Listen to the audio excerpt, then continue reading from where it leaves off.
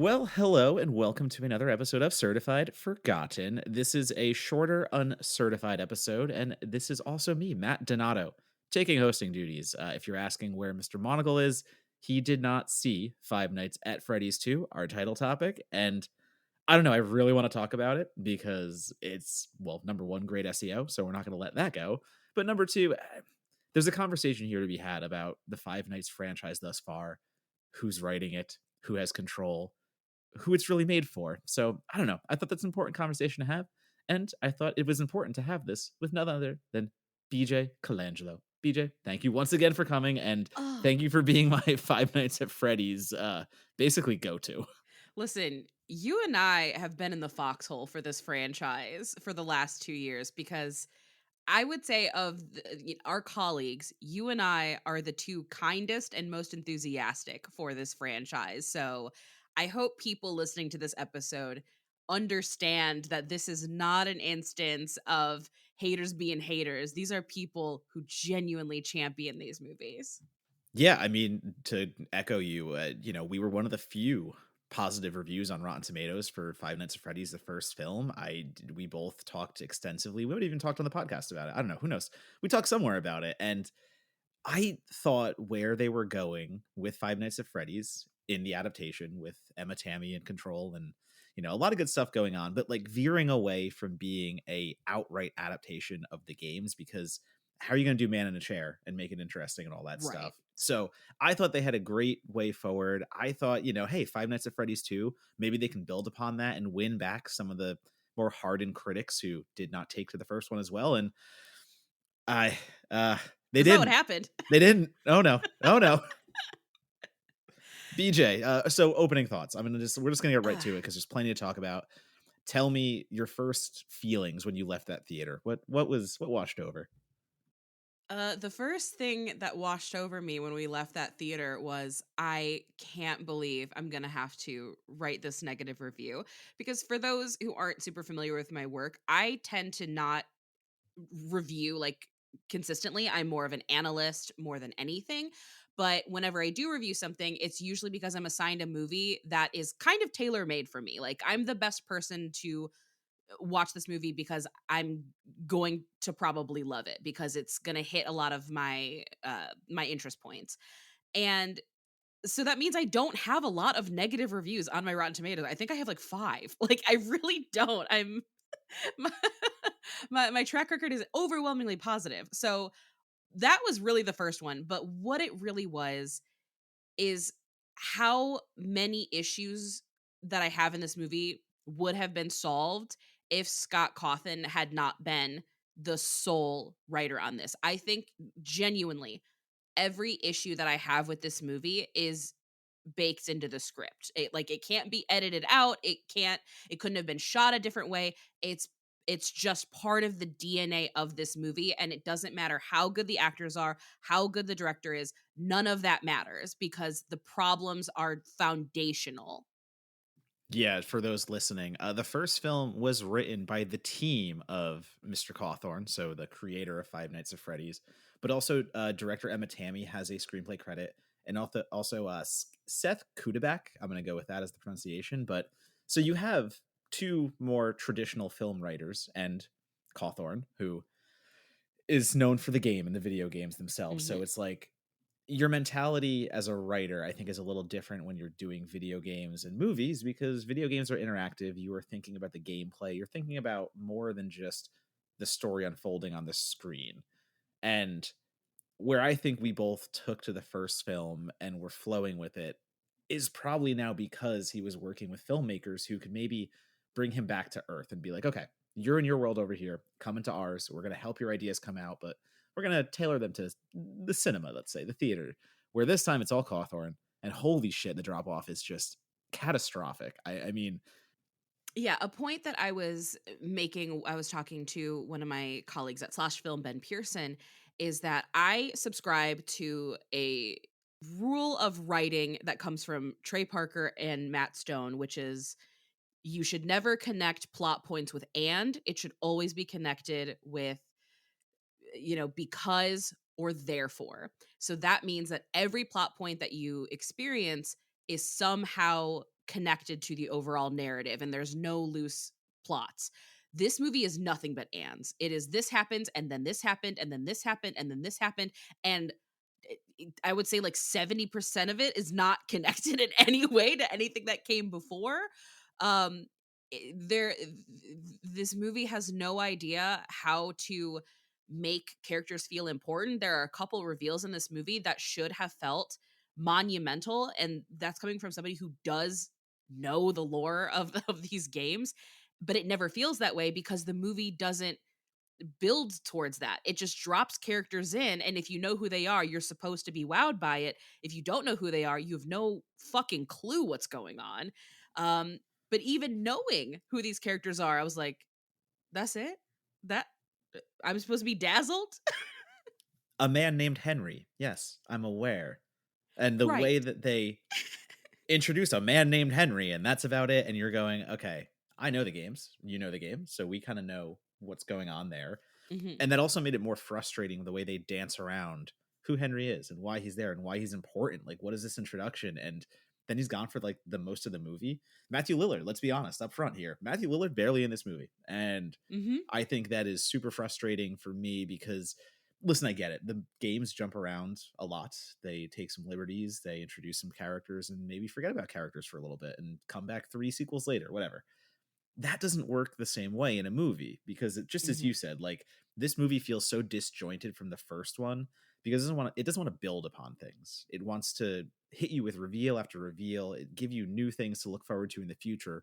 But that also makes this movie feel like a setup for the next movie. Like this Mhm. feels like a flyover for me. It's just a lot of setup. It's a lot of hey, in the next one we're going to do this, so we got to do this now. Or blah, blah, blah, blah. It feels like before Marvel figured out how to make films feel standalone and like they weren't just pushing forward for the larger MCU. Mhm. That's what this feels like, even worse than Marvel's ever done it because man, there is nothing for some characters to do here to your testament. I think this is Abby's movie, this is Vanessa's movie, but good god, Mike is just kind of wandering around most of the film and it's like I love Hutcherson. I like, I like the people involved in this cast, but when you have Mike who is basically there to call out, let's just say Easter eggs the whole time. I feel like that's Mike's function, just to be like, oh, this is a Five Nights movie. Remember, guys, look, here's a discarded mask. Oh, look, there's buttons. And I'm like, "Ah, it's fucking cool. Are we going through like a fucking like museum here of like Five Nights stuff? Right. It very much feels like a lot of these Easter eggs and reveals, they're not only just very member berries, it's very just like, remember this? Like, that's how it's presented.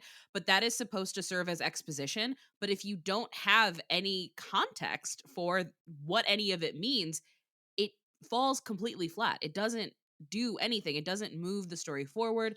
I also think that a lot of the characters are betraying the characters that we met in the first movie, Vanessa especially. A lot of the stuff that she does in this movie just does not make any sense to me.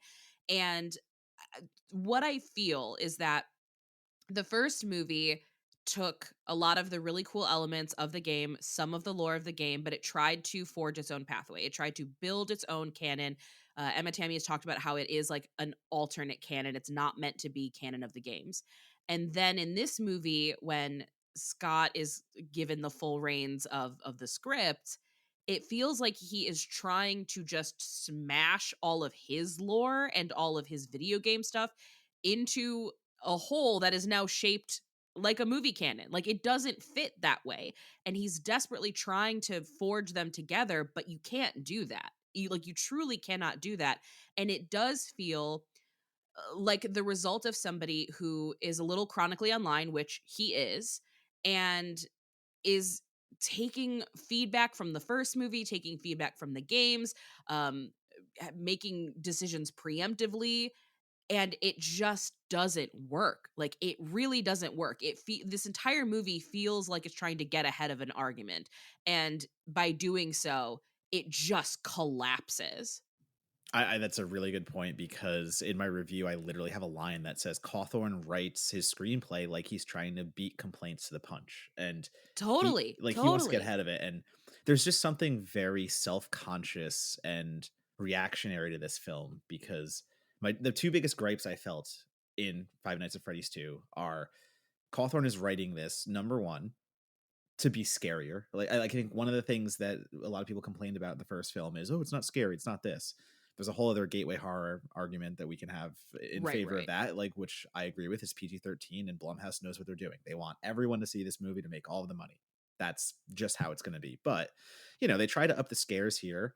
And for those listening who have played the games, like this is Five Nights at Freddy's 2, the game. Hmm. Like that is what we're going with. So the marionette is involved, Charlotte's involved, and in trying to overload the scares with the marionette, I feel like Emma Tammy is just forced into jump scare after jump scare after jump scare. And it's not that this movie isn't scary because it's PG-13. There are plenty of scary PG-13 movies out there. Scary Stories to Tell in the Dark, Insidious, down the list. It's not scary because they only try to use jump scares, and it's just a poorly constructed horror film. Like that's the first thing that got me. And then the second is all that nostalgia, all the references. I feel like Cawthorn is reacting as well to the thought of, well, it's not really like my games in the way I want it to be, and Hmm. it's more cinematic. So I'm going to go back to making it feel like the game as much as I can. And boy, I wish he didn't, because that was one of the best aspects of the first film. Like I don't want it to feel like Mike is just sitting in a chair, they're on the walkie-talkies. It's not the adventurous kind of, feature length feeling I want. And I feel like that is such a detriment to this film, because it takes a big step backward from evolving his games into movies, where I don't know, I feel like the sequel is a de-evolution back into the games that are such a mess to begin with. Oh, totally. And the thing is, like, the lore that exists around Five Nights at Freddy's is supposed to be secondary. Like, it's the thing that's in the background. It does offer fans to kind of build community, share discourse, share lore, share theories. And that's part of its appeal. But that doesn't work with a movie. Like, it just doesn't. That's just not how that works. You have to tell a story. You're a storyteller. Whereas video games, it's essentially choose your own adventure. Every video game is a choose your own adventure story. A movie is not a choose your own adventure story. And this movie feels like it's trying to be, because it is presenting us with so many different ideas, so many different just directions for the story to go, not going down any of those routes and sort of just staring at us and going, what do you think it means? And that's not how a movie functions. It's an entirely different medium. Screenwriting is not Scott Cawthon's ministry. And the fact that I found some interviews from before the first movie, like all the way back in 2021, where Jason Blum admitted that Scott Cawthon has final say on everything when it comes to this franchise. And it wasn't explicitly said. I can only assume that maybe that was part of getting the rights to the characters in the games in the first place, was that he would have this creative control. That was a bad deal if that's the case. And if it's not part of the deal, then it's a terrible business decision, because this is not what he's meant to do. And I know that it's probably really hard for him to want to like relinquish power or let somebody else like take these characters that clearly he loves and it's made him extremely wealthy. Like I get that. It's hard, but like you need to know when you're out of your element, and cinema is not his element. Like he needs to be making shitty point and click video games again. No, and I mean, like, I think one of the big frustrating parts is the story that is present in Five Nights at Freddy's 2, like, is simple enough where it should work and it should be fun. Hutcherson is back as Mike Schmidt. We have Piper Rubio back as Abby, and they're trying to work through the trauma that has gone through from the last film. Elizabeth Lyle is back as Vanessa Shelley as well. So it's like the core trio is back. They all have to get over what has just happened.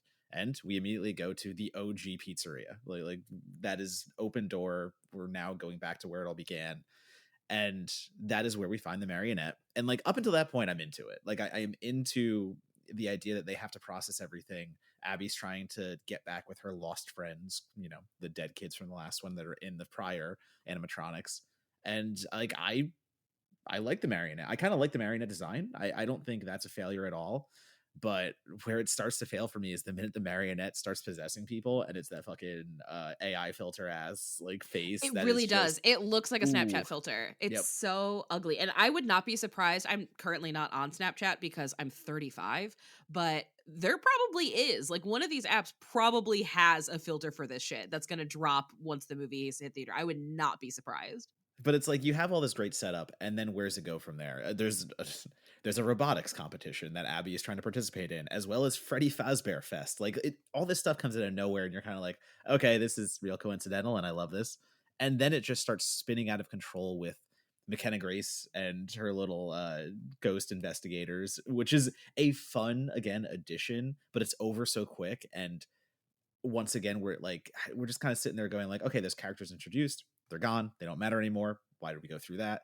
Mhm. The scares once again are not good in that entire scene because you default to this horror knowledge of, well, I don't know. As a creator, it's like they don't treat the audience with enough respect to be horror fans. Like they're kids in their mind because it's Five Nights at Freddy's. So yeah, kids are watching this. So no, we'll just have the character fall in the water and just stay there for no reason and die. Like just get out of the water. What are we doing here? Right, right. There's a couple of moments like that that just like the logic behind a lot of stuff doesn't make any sense to me at all. Like even going with the marionette. So I have mixed feelings on the marionette. I think it's a very cool design and I think it's very creepy. I think it's like its powers are really cool, but aesthetically it doesn't fit in this world because it feels so intentionally like, oh, this game I made is really popular. Now I'm going to make an actual creepy marionette. Like, I'm sorry if Five Nights at Freddy's was like a real, like if Freddy Fazbear's Pizza was a real place and one of the puppets or animatronics look like that, every parent would have been like, nah, fuck that. That's so scary. So that inclusion I have mixed feelings about, but like I get it. It's very integral to the lore. It doesn't bother me. But even in this cold open that we have where we're being introduced to Charlotte, she's like, I have this connection with this animatronic and she hasn't died yet. So I'm like, we don't need that. The connection can be made when she dies. You don't have to do it ahead of time. But there are all these like little throwaway lines that are never acknowledged where they're like, yeah, we've got this Fazbear Fest. You know, it was your aunt's responsibility why everybody likes it. I'm like, what are you talking about? Where did that come from? Also, the ant's in a loony bin now, so we can't ask her. Don't worry about it. Just move on. Like, wait, Right, what? right. It's infuriating. So that's how I felt how it kept going. It's like as the story progresses and they get to the Fazbear Fest, they go through the robotics competition. I mean, shout out to Wayne Knight showing up just to die off camera. Another thing, dying off camera. It's PG-13, but like, man, it's just all missed opportunities. And for me, getting to that third act is such a struggle. But it's like, okay, if you can land the third act, if you can really bring us home in the climax, yeah, I can get through this. Yeah. And then there's just no third act. To me, this is like No. it's a 2.5 act film where the cliffhanger that the movie leaves you on is so cheap and unearned, and all it is winking at you going, don't worry, I'll tell you everything you need to know in the next film, as fucking Blumhouse is counting their fucking ticket sales. But Mhm. it's so unfulfilling, and it is so clearly written by someone, once again, who doesn't understand how to have the cinematic like experience payoff in one single film. Where I'm very sure the entire company right now, between Cawthon and all that, like everyone involved, is thinking about the next movie. This one's going to make 70 million projected on an opening weekend. There's going to be a third, and it couldn't be more blatant that they don't give a shit about this one movie and how people feel about it, because the next one's coming anyway, and hey, we just got to get there, right? Oh yeah, it's pretty egregious like how how open it is about this. And what makes it, you know, additionally frustrating is that there are moments in this that I think are so cool, and so to watch them be completely squandered makes me even more angry. The idea of seeing the animatronics roaming free in the town I think is awesome. Freddy like at this you know, this festival where they confuse him for really good cosplay, hilarious. I would love to see that. Old animatronics fighting new animatronics, this is amazing, give it to me. But the setup for all of it doesn't make a lick of fucking sense. It's like, oh, the animatronics, they're gonna kill parents. Okay, but why these parents? I don't know these parents. I don't know any of these people. How do the animatronics know to go to these specific houses? Like nothing make like the logic is cuckoo bananas, and it then makes all of the stuff that I think is really cool infuriating because it's exactly what you said. It's so unearned. The one thing, of course, we have to call out here is the animatronics themselves, the Oh Henson god, they're Com amazing. right. The Henson Company comes back just as strong because not only do we have the animatronics we saw last time, the more Chuck E. Cheese, fuzzy and furry type, we get the toy version, the quote unquote, the sleeker, the metallic, the Mhm. old school versions, and I think they look even better because they are so well designed in the way that they function, again, the mobility and the clankiness, but they just look so glossy and, like, futuristic in a way. I know, like, they're old school, like, they're supposed to be the older ones, Mhm. but they still look, like, so just, like, neatly futuristic, and, the way all the bells and whistles go through it, I think the Henson Company does such a good thing, and Mangle, I think Mangle's my favorite, Mhm. the new Foxy iteration, well, not "new," quote, unquote, but Right, right. it's insane to me how Emma Tammy can be so good at bringing those characters to life because they are characters, whether they're being Mhm. puppeted or they're a costume, and they feel so alive. And the movie does such a good job to represent Freddy Fazbear's crew, and yet everything around it can be so dead. Like there's no feeling to this movie. There's no grandeur. There's no production design. Like everything around it just feels like dead space. And it's almost to the point where like Emma Tammy is a gun for hire. Like this movie doesn't have a Yes. lick of individuality, and it's so it's depressing to the point where it's like I know what Emma Tammy can do. The Wind is fucking great, and for her not to be able to create any kind of atmosphere around these tremendous animatronics and practical effects, that's the biggest letdown for me. Totally. It's s I mean, I said frustrating, I'm gonna say it again, but, like, it is so frustrating because you're exactly right, that, like, the animatronics are so remarkable, and I think that both of, like, the pizzerias that we see, because we see the original location and then the one from the last movie, are so fascinating. Like, I want to live in those worlds. They're incredible. And like we really don't.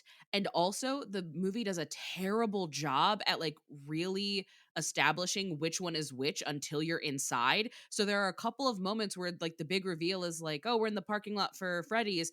But they look exactly the fucking same from the outside. So like it's not a big reveal and the movie wants it to feel like it, but they're not distinct enough in terms of the parking lot or whatever.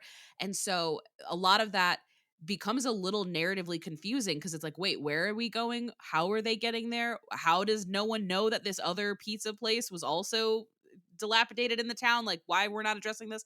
Just so many questions that just don't have any answers to it. And you're exactly right. Like, Emma Tammy is such a capable director. And I really do feel like it's just taking Scott Cawthon's and like answering for him. Like that's what it feels like. It feels like this is what he wanted and he was going to get it no matter what. And you know what? She got a really good deal on the last movie in terms of payment. So I'm hoping that she takes all of her Five Nights at Freddy's money and makes something really cool and independent once she's done with this franchise because she deserves better than this. I think the fans deserve better than this. I think people who are young, like young horror fans, deserve better than this. And quite frankly think that it's kind of inexcusable that this movie got released at this stage. I think it is an absolute failure. I think it's an irresponsible failure on the hands of any of like the people that are on like the producing side of things. Somebody should have said something and they didn't. And that's capitalism, baby. Yeah, like because again, it's gonna make the money. I've said it before, but this franchise prints money, and kids are gonna show up, and the fan base is so ravenous. This might be a movie that children see 2 or 3 times in a row, Hmm. and I try to keep that in mind when I watch the Five Nights at Freddy's movie, and especially as a critic, because my criticism is coming from a 36-year-old who is involved with the games and like knows the games and knows enough about the world, so like I have an appreciation for what is going on, but still I'm not a child. Still, like, this is made for a certain age, and it is gateway horror. Like that's the thing, and I always advocate for gateway horror. We just had Meredith Borders on doing a crazy ass Canadian gateway horror film, The Peanut Butter Solution, so it's God, like, I love that movie. yeah, so exactly. But then comparing it to something like The Peanut Butter Solution and being like, okay, how did you make a children's movie that is also deeply unsettling and taking such big swings, where Five Nights at Freddy's 2 is gateway horror to me in like the worst ways across the board because it does pull all its punches. It does shy away from being too graphic and horror and all that stuff. And there are points where I was even like, why is this PG-13? Like, Mhm. legitimately, is it a little bit of blood splatter on glasses? Is it, just hearing the noise of someone being killed off camera, which They is say "holy shit" at one they point. do. Sorry, they do say holy shit, so there's that. But I mean, this is basically like a PG movie, so I don't know, it's almost like they should just stick with PG and not even try to do the 13 of it all because it goes so middle of the road that it's nothing but like padded. Like it's nothing but the kind of worst iteration that you think about when you hear PG-13 horror, which again, there's tons of great PG-13 horror. It is not a death sentence of a rating, but those preconceptions people have about it, that's Five Nights at Freddy's too. Like they're actually right with that one. Oh, yeah, and it's especially, like it's especially annoying when you consider that Blumhouse also made Megan, which is a PG-13 horror movie with, like, an animatronic character, and it kinda rocks. So it's like, there's a pathway to take with this, you're just actively choosing not to, and I I I cannot stress it enough, I fully blame the script. I truly, from, like, top to bottom, it's the script. I think if the script was not such a piece of shit, so many other issues in this movie can be fixed because the kill scenes, which again, those are the ones that are written in the script, are the ones that they pull away from. Kill people differently. Kill people in a different scenario, and then you can show things or you don't have to pull away. But when it is like, yeah, you're going to smash somebody's head in with your animatronic hands, yeah, you can't show that in a PG-13 movie, especially if it's a human. Like, we're not in Predator Badlands world where we can have like green blood, like, we're killing people. So, yeah, you can't show that. So if you change the script to something else, you can kill somebody. And a little bit of positivity too, because I feel like this has been a very negative podcast, and we try not to do that all the time. But I can't stress enough, this is one of the worst movies I've seen this year. Yeah. Then again, I want to be a little more positive. The Newton Brothers soundtrack is Oh, it's fantastic. awesome. It's so good. It's that little bouncy vibe of like chip tune, 8-bit kind of video game tracks, but also that creepy kind of kiddo restaurant stuff that like is just unsettling enough because of what's going on. So I mean, like there are flashes here. I mean, I don't like the Child's Play remake, but I still own Bear McCreary's soundtrack. And it's like, would I get the Five Nights at Freddy's 2 soundtrack on vinyl? Yeah, absolutely. But man, there's just not much else. And I think about where they can go from here and how they can kind of redeem themselves because once again, we're some of the people that want to promote this Mhm. franchise and like be on its side because we have been since the first movie and we got made look like fools on the sequel. But if they can actually give Scott some co-writers again, like I think there's hope. Like why not react after this movie? And if they're going to be so reactionary and be so kind of uptight about the complaints they get, I hope they take that one to heart for the third movie and say, okay, Scott, you can have final cut, but you're going to have some co-writers and we're going to get you there and we're going to help out a little bit because I think that's the only way where I am excited for 3. If it's just him again writing, I a third one I will gladly review because it's my job, but my hope isn't there.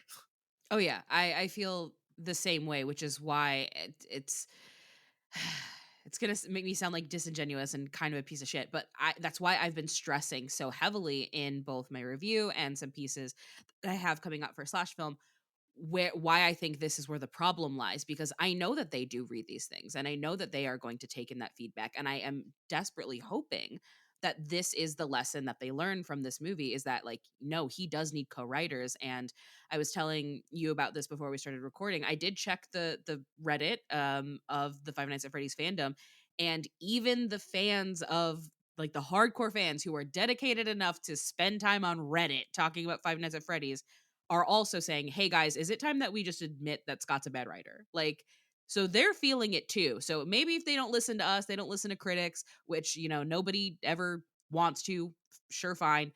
Listen to your fans because they are also unhappy and I'm very curious how they're going to be responding when it's available for everybody because obviously we're recording this the day before it has its wide release. But We'll see.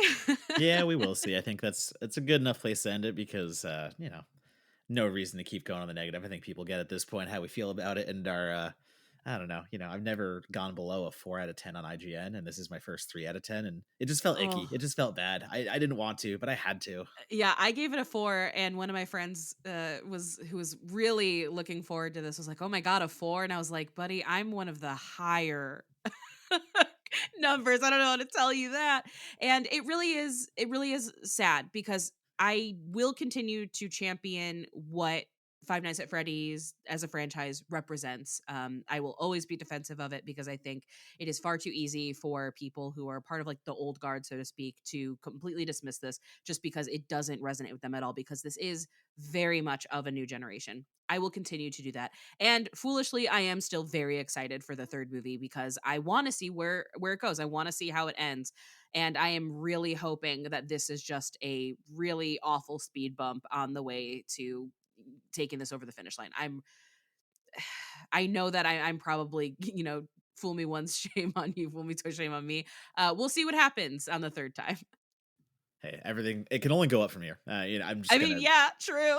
gonna be a little positive. It can only go up from here, but we're gonna have to wait until then. And for now, listen, go see the movie if you want to. Go have your fun. Of course, this is just two people and our opinions on the film, but I hope you all enjoy it if you are part of the Fazbear clan and you have more enjoyment than we did. But until then, BJ, where can people find you and your writing and all your wonderful work? I write for Slash Film and Fangoria mostly, and then I have my teen girl movie podcast. This ends at prom with my wife Harmony. You can find that anywhere you get your podcasts, and I'm on all forms of social media at BJ Colangelo. But I will warn you, if you follow me on TikTok, I'm doing a whole lot of talking about heated rivalry. So if you don't want to talk about the horny hockey show, uh, maybe wait. I mean, or don't, because why not talk about the horny hockey show? What do you mean? What do you It's mean? good. It's a good show. It's a great show, actually. And you can follow me at Donatobomb, DONATOBOMB, and that's going to be Blue Sky. That's going to be the Instagram and Letterbox mostly. Also, please, if you're listening to Certified Forgotten, go visit our website. We got a bunch of stuff going on recently. We just had James Shapiro, who's well known in the industry for distribution side of things, write about the upcoming Letterbox video store and his thoughts on how that might work in today's VOD transactional industry downgrade, let's say. A lot of cool stuff in the future. Go check the website. Keep listening to the podcast. And yeah, we'll catch you on the next episode. Thank you.